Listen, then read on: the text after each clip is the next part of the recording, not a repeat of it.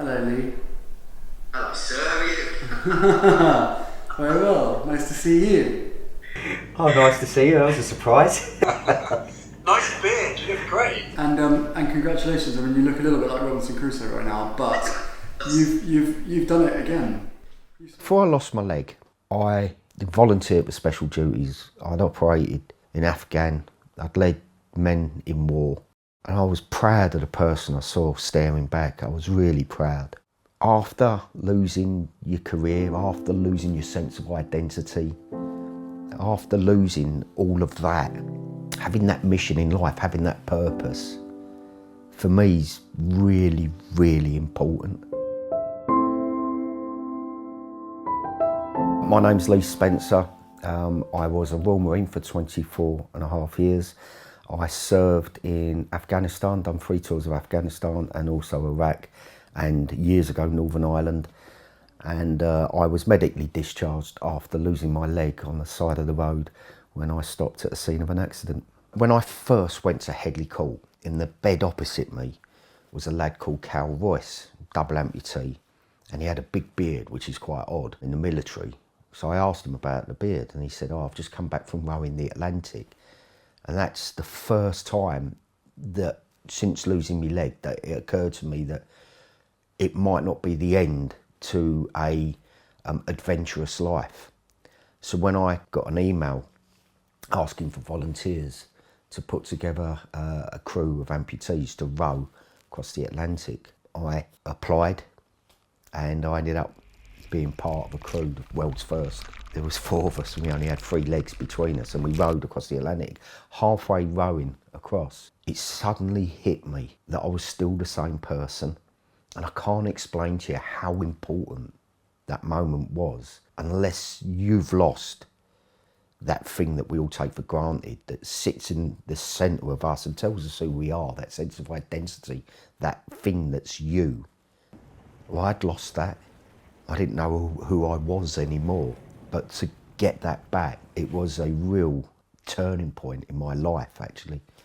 If you'd have said to me 6 months before I lost my leg, when you eventually leave, what are you going to miss about the service? I would have said the lads, the camaraderie, an adventurous job.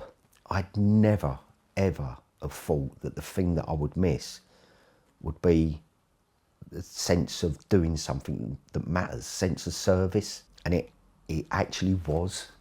Part of why I wanted to row the Atlantic the second time was to prove that no one should be defined by disability. I saw the record that was held by Steinhoff. 2002, he rowed from mainland Europe, from Portugal to South America in 96 days, 12 hours and 45 minutes. And I thought that record was gettable. And if I could beat an able-bodied record in something as physically demanding as rowing across an entire ocean on your own, then that would send that message that no one should be defined by disability. The last 2 weeks of my solo row was probably the darkest, most hideous 2 weeks of my life. I hit the wall with 2 weeks to go.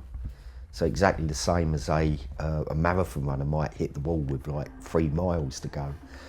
I had about 300 miles. And the mental effort it took to get out and row was so hard that shortly after becoming physically exhausted, I became mentally exhausted.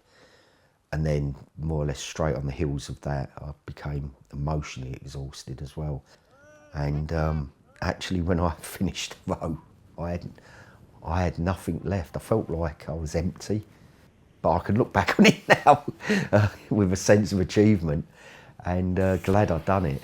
I am very proud of breaking world records, otherwise I wouldn't have them on display up the stairs. But that was then, that's gone. The latest challenge actually feels like I'm definitely going back. I had the idea for this within about 2-3 days of losing my leg, but then rowing the Atlantic sort of got in the way. I had an idea of combining the 3 big, iconic endurance challenges in Britain: swimming the Channel, cycling Land's End to John O'Groats and the 3 Peaks, but combining them into one big triathlon and calling it the Triathlon of Great Britain. I'm aiming to do it in under 2 weeks. It does look a bit horrific, but the reason I'm doing it is to raise awareness of wounded and injured servicemen and to keep them in the nation's conscience.